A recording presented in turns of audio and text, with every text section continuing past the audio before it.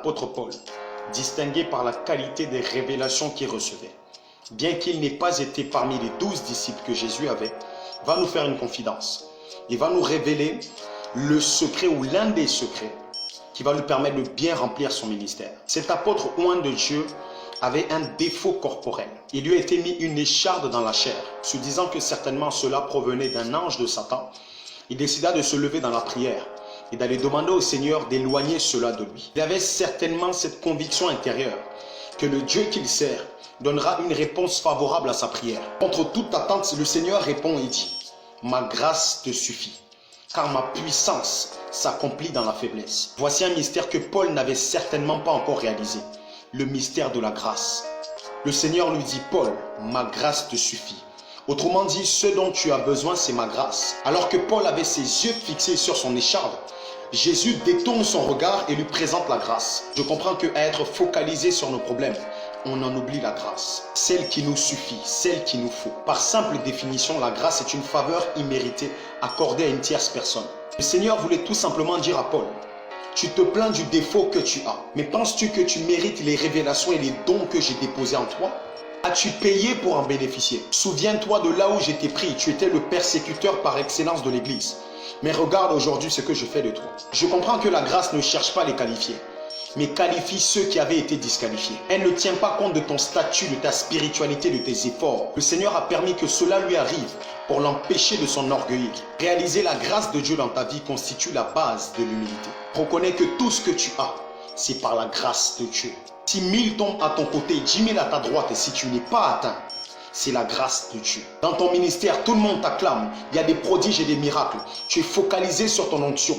N'oublie pas la grâce. Penses-tu que ce sont tes diplômes qui t'ont accordé ce travail? Laisse-moi te dire que non.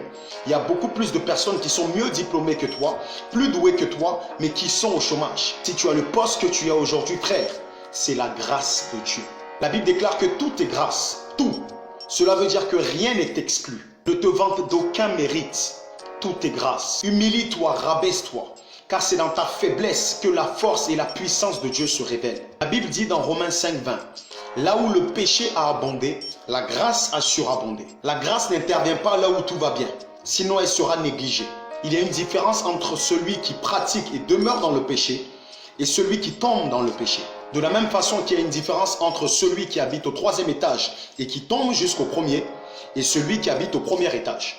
Les deux n'habitent pas sur le même étage. Voilà pourquoi si toi qui regardes cette vidéo, tu pratiques et tu demeures dans le péché, j'aimerais t'inviter à te repentir, à renoncer à ces voies et à demander au Saint-Esprit de t'aider à changer radicalement. Quant à toi qui marchais dans la sanctification, qui avait une vie de sainteté et qui malheureusement est tombé, laisse-moi te dire, relève-toi et sors de la culpabilité. Car lorsque tu tombes du 3e étage jusqu'au 1er, ton objectif n'est pas de rester au 1er étage, mais de te relever et de repartir au niveau où tu étais. Et sache que si tu te relèves, ce ne sera pas à cause de tes efforts, ni à cause de ton mérite, mais par la force et par la surabondance de la grâce. Parce que la grâce pèse plus que ton péché.